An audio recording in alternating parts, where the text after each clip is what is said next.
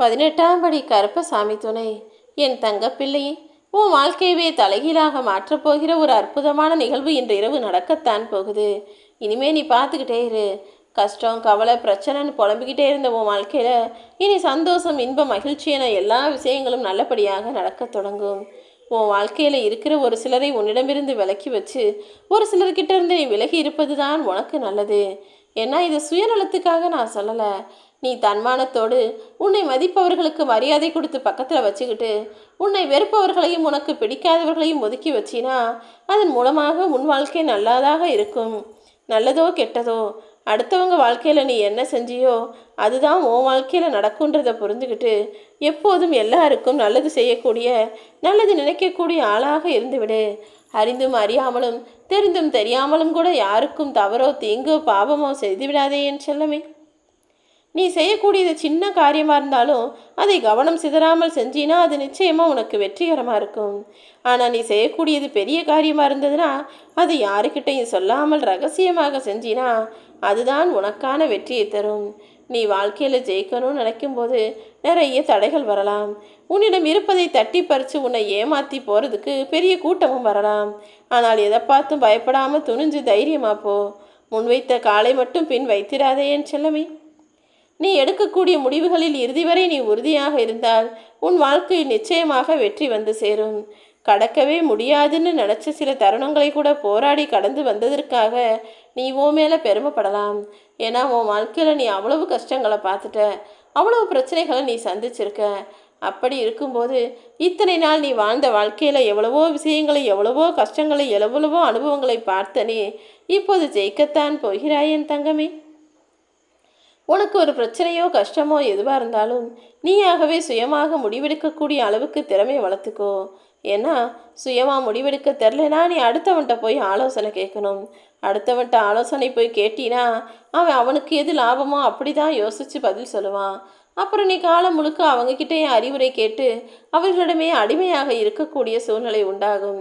அதனால்தான் நல்லதோ கெட்டதோ உனக்கான முடிவுகளை நீயே எடு.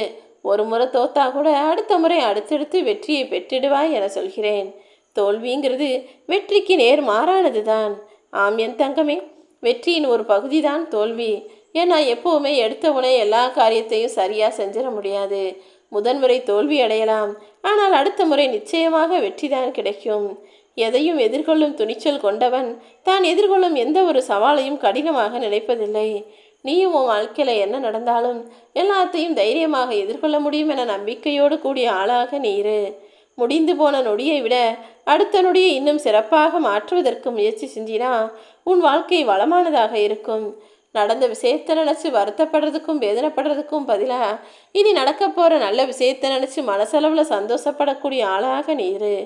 எதிர்மறையான விஷயமும் உனக்கு பிடிக்காத விஷயமும் ஏமாற்றமான விஷயமும் நடக்கும்போது நீ அதை எப்படி எதிர்கொள்கிறாய் என்பதை பொறுத்து தான் உன் வாழ்க்கையில் வெற்றிகள் தீர்மானிக்கப்படுது. அதனால் நீ ஏமாந்து போனாலும் சரி, அல்லது நீ நினைக்கிறது நடக்காமல் போனாலும் சரி, மனசளவில் சோர்ந்து போகவோ சோம்பல்தனமாகவோ கூடாது. எல்லாம் சரியாகும், சீக்கிரம் என் வாழ்க்கையில் நல்லது நடக்கும்னு நம்பிக்கை வை. உன்னுடைய லட்சியத்தை நோக்கிய பயணத்தை நீ நிறுத்தி கொள்ளாதவரை நீ மெதுவாக போனாலும் ஒரு நாளைக்கு நிச்சயமாக ஜெயித்தே தீருவாய். அதனால் நடந்து போவதையும் நகர்ந்து போவதையும் மட்டும் நிறுத்தாதே என் தங்கமே. உனக்குன்னு ஒரு லட்சியம் இருக்குது, அதை அடைவதற்காக நீ கடினமாக முயற்சி செய்கிற. அப்படி இருக்கும்போது உன்னுடைய இந்த கஷ்டகாலமெல்லாம் சீக்கிரமே முடிஞ்சு போய் உனக்கான மகிழ்ச்சியான வாழ்க்கையை நிச்சயமாக நீ வாழத்தான் போகிற. நீ அடைய போகும் லட்சியம் என்பது உன் அனைத்து கவலைகளையும் மறக்கடிச்சு உனக்கு மகிழ்ச்சியை தரும் என்பதை மனசில் வச்சுக்கிட்டு முன்னேறி செல்ல தயாரான ஆளாக இரு. நீ வெற்றி பெறும் வரை உனக்கு தன்னம்பிக்கை அவசியம். வெற்றி பெற்ற பிறகு தன்னடக்கம் அவசியம் அல்லவா? இப்போது நீ அடைந்தது வெற்றி என்றால் அடுத்து தோல்வி வந்தாலும் பரவாயில்லன்னு தைரியமாக எதிர்கொள்ள தயாரான ஆளாக நீரு. இப்போது நீ அடைந்தது தோல்வி என்றால் அடுத்தது நிச்சயமாக வெற்றிதான் கிடைக்கும் என்ற நம்பிக்கையோடு தயாராரு. வெற்றியோ தோல்வியோ எதை பார்த்தும் எதை கண்டும் நீ சோர்ந்துவிடக்கூடாது என் தங்கமே.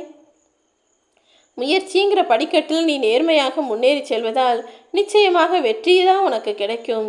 நீ எதிர்பார்த்ததை காட்டிலும் மாபெரும் வெற்றியை நான் உனக்கு தருவேன்.